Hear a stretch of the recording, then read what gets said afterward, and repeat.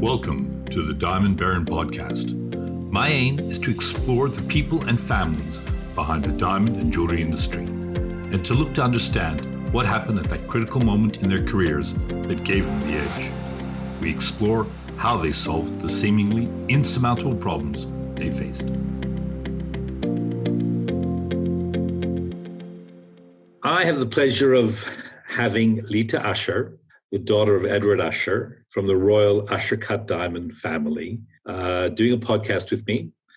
We had the pleasure of having Mike and Edward previously, but I thought, it's so important to hear the daughter, the sister, and of course, the shared co-director, managing director of the family company, and how cool it is that it is a woman in the world that we're in today, because I never feel that we hear enough from women in general, although things are improving.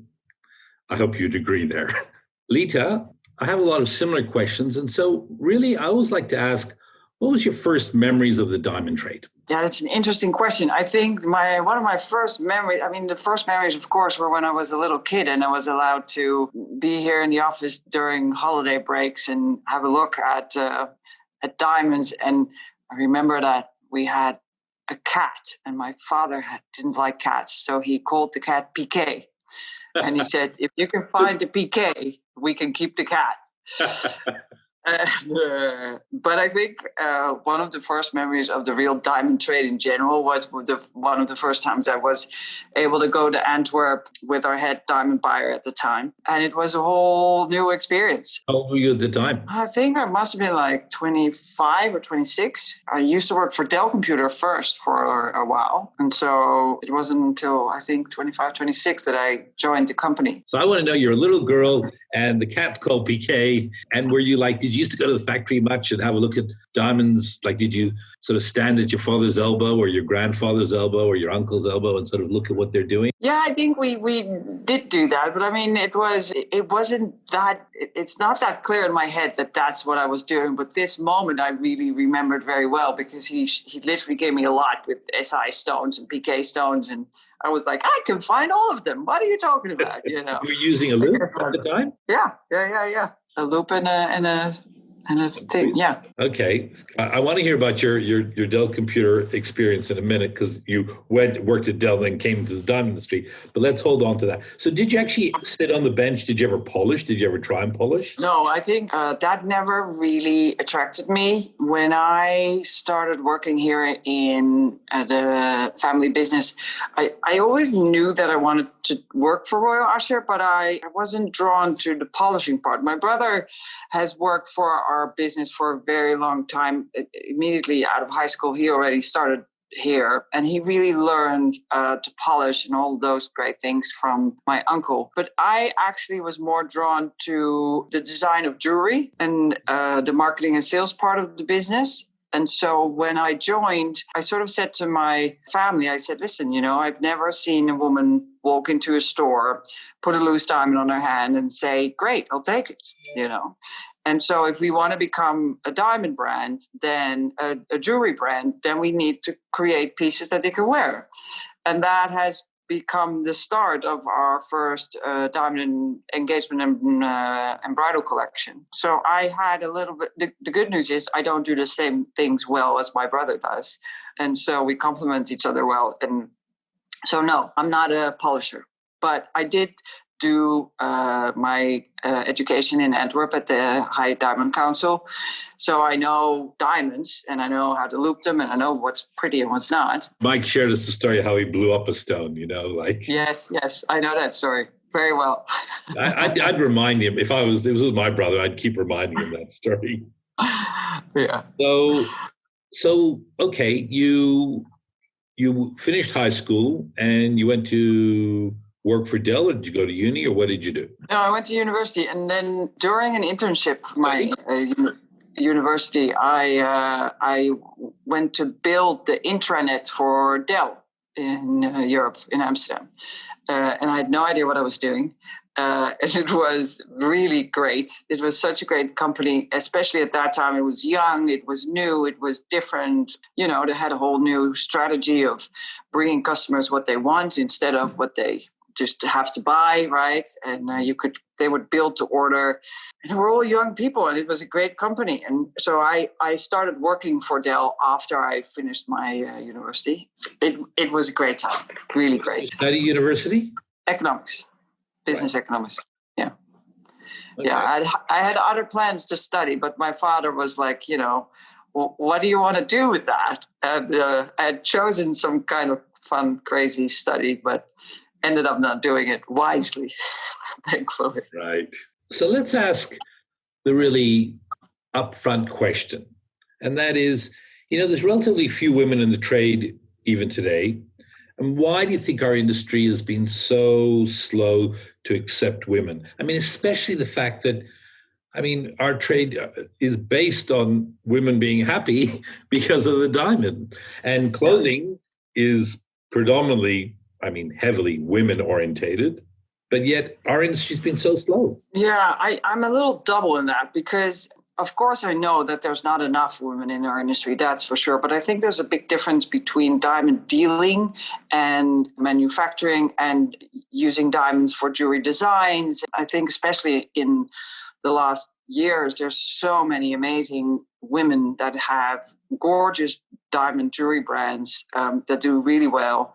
And I think that when I moved to New York about 15 years ago, I became part of the Women's Jewelry Association. And that has broadened my horizon very much about how many women actually are in our industry. And I think a lot of people don't know how many there are. And I think once I had the opportunity to meet these people, I started, really getting a lot of great women around me that were my mentors and I could ask advice to. And I think the big difference between men and women is that women are very happy to help each other and support each other. I think when you look at the diamond manufacturing, that there's not a lot of women, which is absolutely true. But I do think that if you look at a lot of the diamond producing countries, there's more and more women being supported to become polishers there and to become part of the working force. So as much as I do think that there's not enough yet, I'm not 100% sure that we're doing so bad because I think there's a lot of initiatives and a lot of change. I hear what you're saying. And actually, I think if we even go a step further, if we think of how many women are in retail itself, then it actually becomes maybe even swings the other way. There's probably more women in retail of diamond jewelry in stores than men, in fact. That could be well true as well. Yeah. Yeah. You're right. I think it's great. Okay. So if today a woman, you have and probably still have some great women mentors.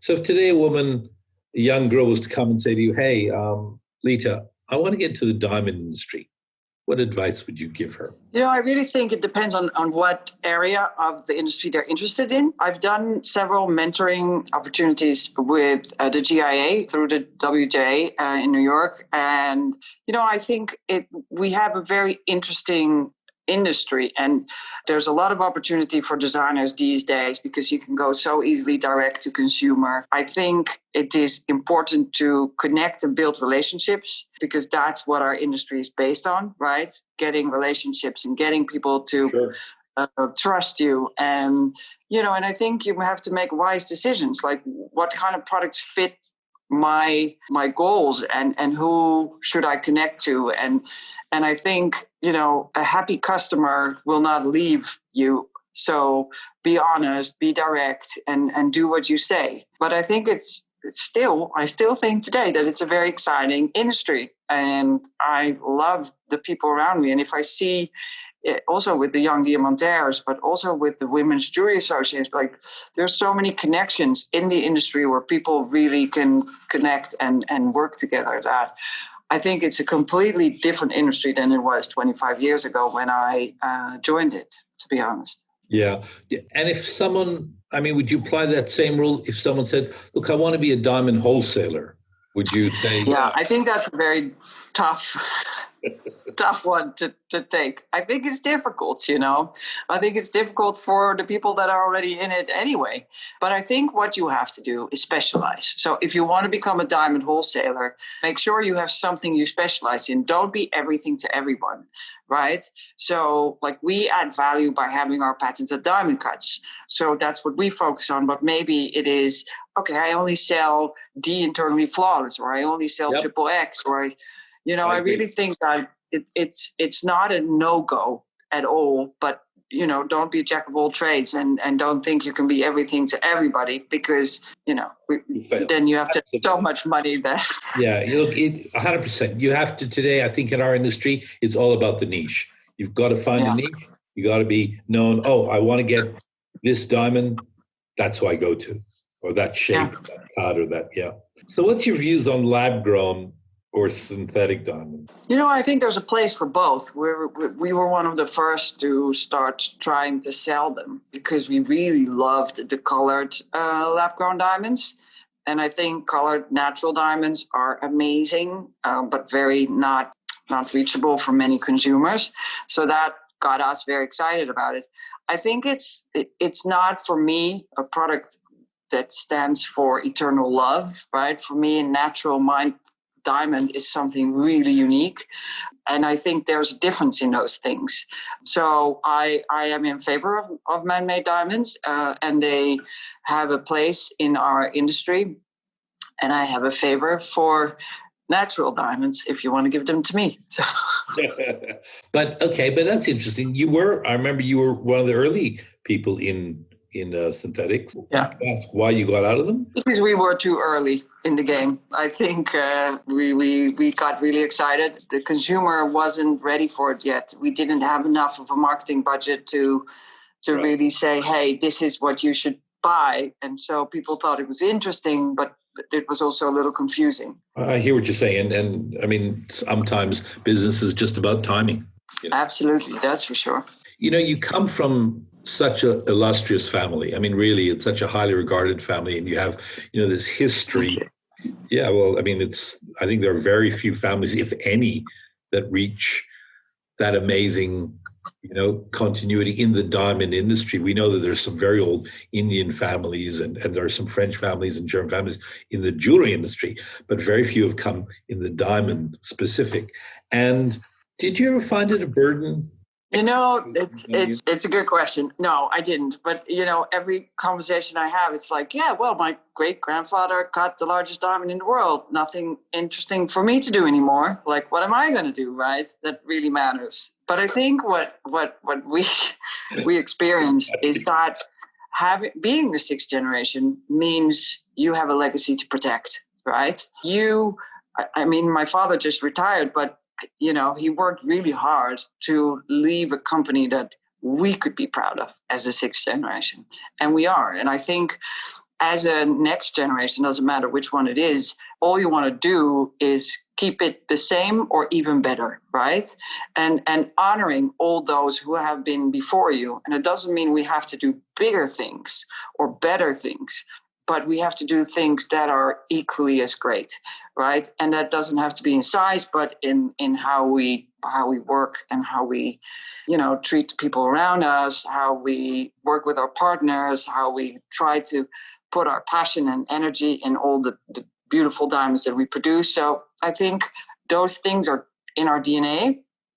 And I don't think that's a burden. I think we're very lucky to be able to have that and bring that to the next steps in life. Yeah, I agree. I think that's a really beautiful way to think about it. Do you think your children will end up in the diamond trade? And do you want them to? Do I want them to? Yes, sure. Why not? Right? Well, they're 1 and 3, so they have a little bit of time to think about it.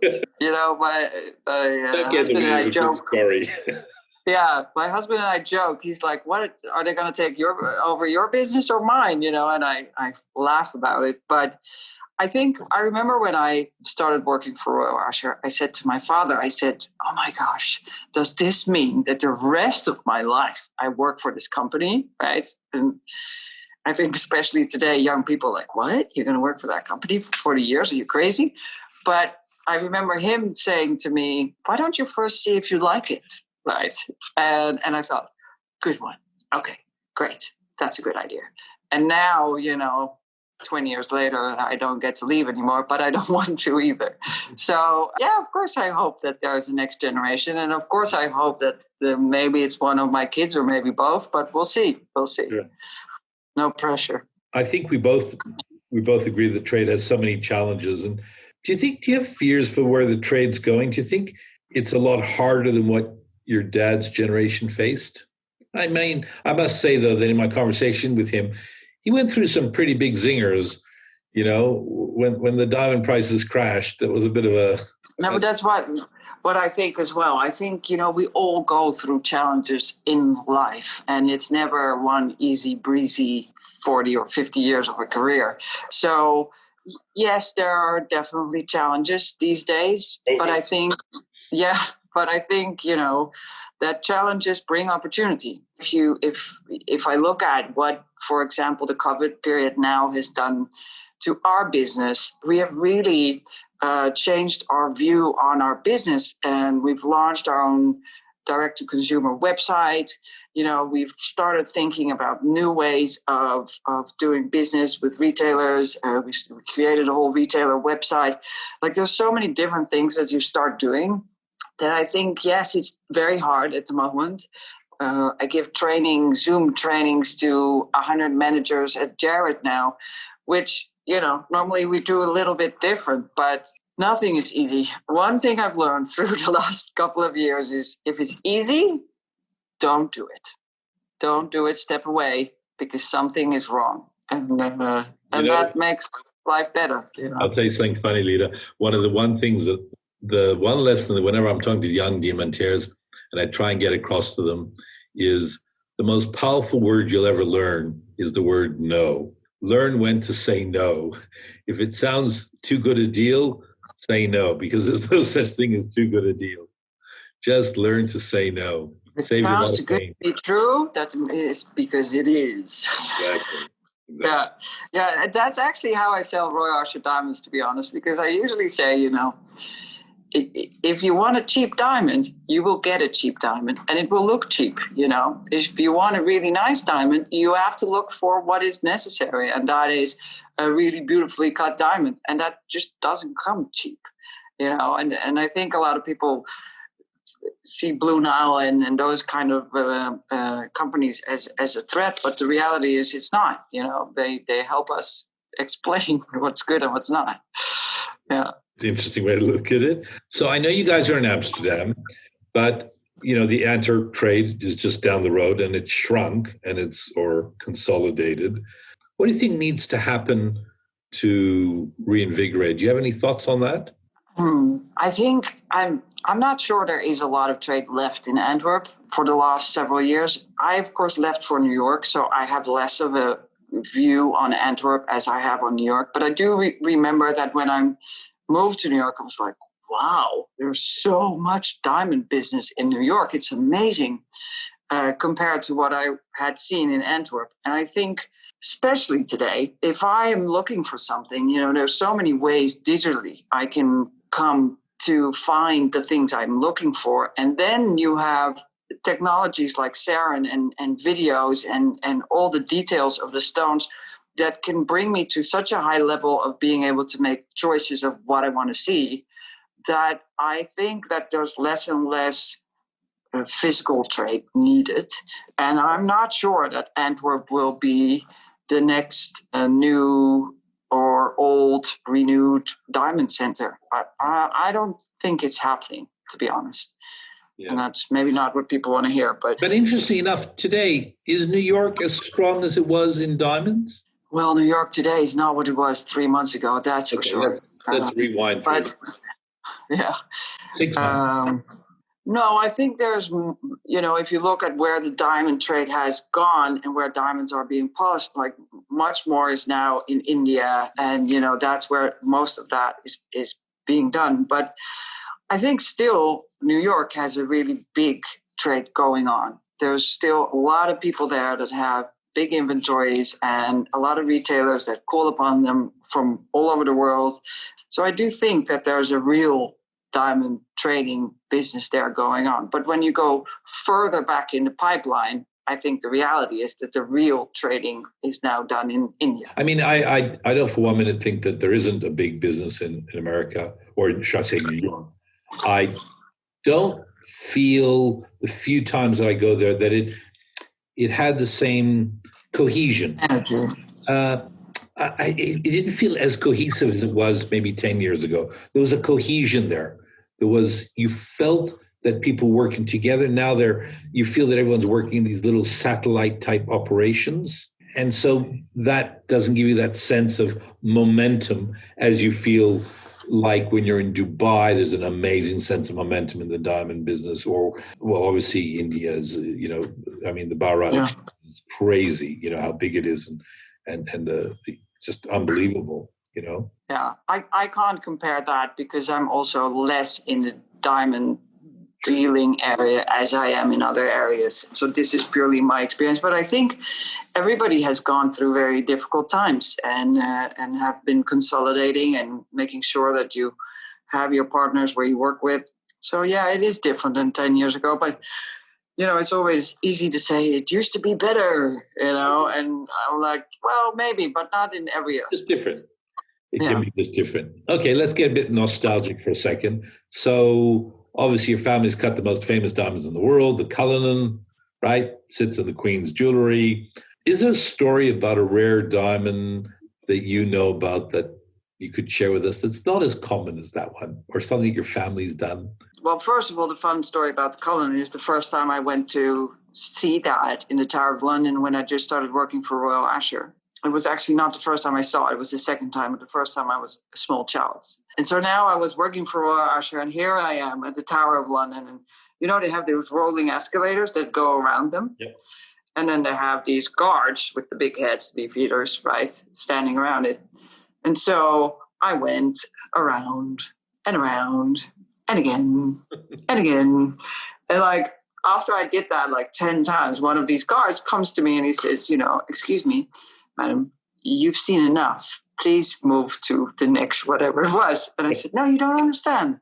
My great-great-grandfather cut this stone. And he looked at me and said, sure, keep walking. That wasn't going to cut it for him. Yeah, he didn't believe me. Yeah, it was hilarious. There's so many amazing stones that have gone through this office. And the exciting moments are, we just finished this amazing 10-carat Royal Asscher cut for a customer. And seeing something like that coming alive is just incredible. And, I wouldn't want to say that the bigger the Royal Asscher cut gets, the better. But the beauty of this stone was so incredible. And let me think, other stones. What was what was the crystal that it started from? Do you know? The 10-carat? No, you'll have to ask my brother. Before I got to know your whole family really well, I actually fell in love with the Asscher cut diamond shape. And I've done a whole collection of Asscher cut diamonds for my wife because I love. There you go. Perfect. So now she needs the Royal Asscher cut. Exactly. That's right. We just have to change them to Royal. Exactly. Okay. Very good. So tell me about a stone that you've personally handled, though. The 10-carat is obviously very special, but another one that you remember, maybe even as a young adult, that you were. Your dad popped in your hand a big stone. We did hear about the orange diamonds. Yeah, the orange diamond of Maxima, and it's gorgeous, absolutely stunning. Did he tell you about that? Yeah, he told me about that one. There was a pair of them, and they bought one. The mother bought one for her son. Yeah, so we like that. And there was a red story, a red or pink diamond that someone inherited and got passed down, and not through your family, through another family, and your dad went to see it, or. That was the Kazanjan diamond. That was the first diamond he sold when he joined this business 50 years ago. I think he sold it for $225,000. I think it's worth $20 million today. And I was like, Dad, you should have just done nothing for 50 years. there's a lot of beautiful diamonds that come by. Is there one that was the most specific? I mean, the reality is that what we do most today, our bread and butter, is up to about 5 carats, right? So these unique opportunities we have in doing something really unique in color, or something big as a 10 carat that we can make for a special customer. Those are very exciting. But the truth is that, the part that I still love the most, and maybe that's because I don't polish the diamonds, so maybe I have less of an eye for that and more for the whole stories behind them, is where you get to become part of somebody's story. It's like what you're now saying, like your wife has these Asscher cuts because you fell in love with the Asscher cut. And becoming part of somebody's story by being able to make something beautiful for them that really means something is what I get excited about when it comes to what we do today. Because I've never met somebody that bought a diamond because they were angry, or they hated the place. Like, let me buy a diamond, no. Or maybe a divorcee that he bought the diamond just so she couldn't have it, bought it from her. Usually they want to sell that diamond and then buy another one from us, Exactly. It's so a good one. I'm going to go a bit left field today, right now, for a second. I can see, but you're sitting in an office, which is obviously, it's in the building that's the Asscher Cut building not the Asscher Cut building, the Royal Asscher building. Is it the Royal Asscher building? That building, you guys have been there for a long time, right? Yeah, we built it in 1903. Right. So is there anything in the office when you look around now that is something really unique, like something really old that you have there that you think, wow, this is cool? Well, like everything in this office. Not everything. I know those photographs and stuff like that. But I guess you're filming this, but people are not all going to see this. So we have pictures here of all the 5 generations that have been before us, which is pretty incredible. So every time I sit in this specific office, which is an office that has been renovated exactly the way it was 100 years ago. So it really feels like you're always sitting here with 6 generations, they're listening to what I'm saying. And the fact that so many royalties and heads of states have been in this room at this desk is pretty amazing to me, But somehow it feels really pleasant. Like this is our happy place. And there's lots of pictures here of all the royalties that have visited us. There's replicas of the Cullinan. And you have a signature book, don't you? You have a book when people come. Yes, we have a golden book, which is over 100 years old and has all the signatures of all the heads of states and all the royalties that have ever visited our company. It was reported stolen by my grandfather during the Second World War, so he could hide it, and it actually survived, which is amazing. And and actually in 2002, when our crown prince got married, all their royal guests came to our offices. So I was in charge of having them sign the royal book. So for days I had practiced, right? Because you had to figure out the face of the person and then how you call them, right? Because this is your highness and this is blah, blah, blah. Well, that went well for about 15 seconds. So, and then I was like, good morning, would you sign the book, please? Right. And, was there lots of curtsy? Did you have to curtsy? Did you have to do the little curtsy thing? All the stuff you had to do, I forgot the moment they got in, I was like, oh my gosh. And then I had this golden pen that my father had given me because my father collects nice pens. Right. So he'd given me a very nice one. And so Prince Edward came in with his wife from England. In my mind, I'd given them this pen, he had signed it. And the moment he has signed, he takes the pen and he puts it in his pocket. And I'm going, oh my gosh, what am I going to do? Well, it's my father's golden pen, so I'm going to ask it back. Right. So I said to him, excuse me, may I have my pen back? And he looked at me and he looked at the book and he said, you have very good taste in pens, but this is mine because yours is right there. And I died. And I came back an hour later. Oh, that's so good. Lita, I'm going to use that one. Yeah. So good. Yeah. That's so good. She called Prince Edward a thief. I'm proud of you. I did. Oh. A classic story. Beautiful, beautiful. Okay, so tell me a couple of initiatives that you've seen in the trade recently that inspire you, that you think, you know what, this is cool? Like, yeah, I think one of the things that I am excited about is being part of the Diamonds Do Good board, which used to be the Diamond Empowerment Foundation. And what Diamonds Do Good now also shows on their website is sort of all the initiatives that all these different companies in our industry are doing or have done. And, you know, if you read through all of that, what's happening, it's really impressive. But we're very good as an industry not telling anybody, right?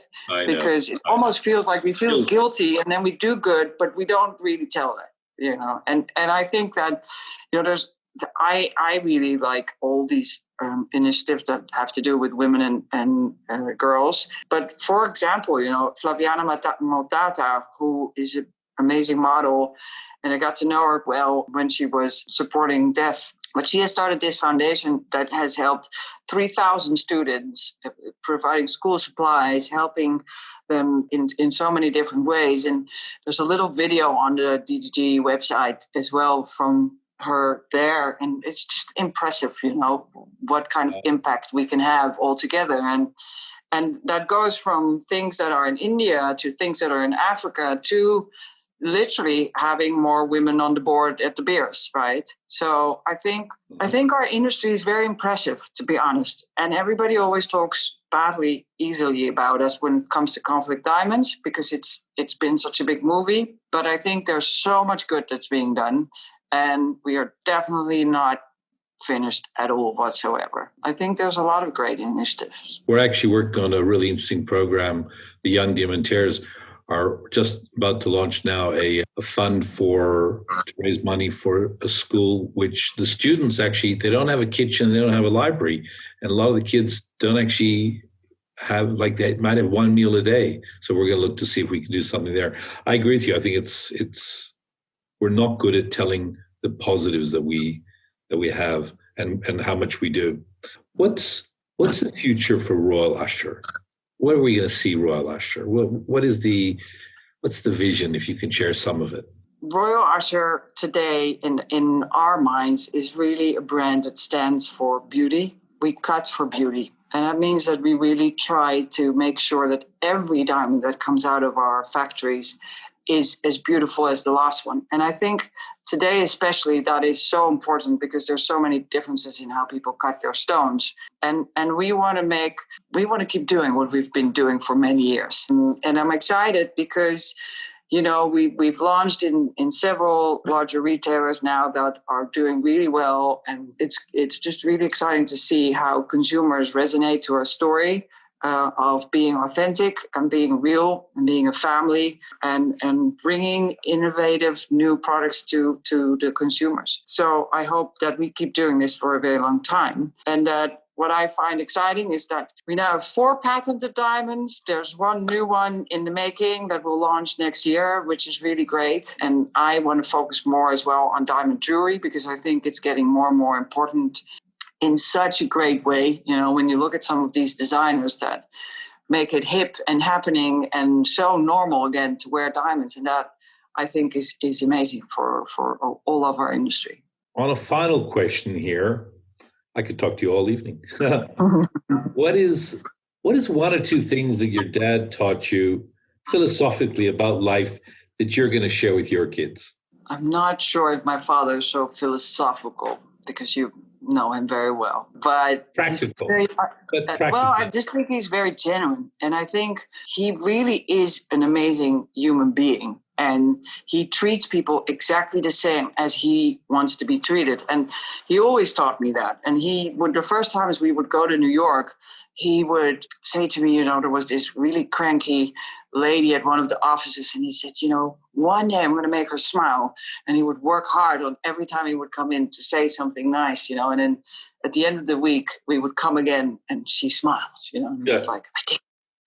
And, you know, that part where just you treat people with respect and you make sure that everybody has a smile on their face is something that I feel is very important and makes work in general so much more pleasant. So I think that's something really simple, but I think anybody that knows my father knows that that's how he is. So it's become. I hope to be like that when I grow old and wise. It becomes part of your DNA. Yeah, exactly. Lita Asscher, thank you for your time. I really appreciate it. It was great chatting to you. All right. Have a good one.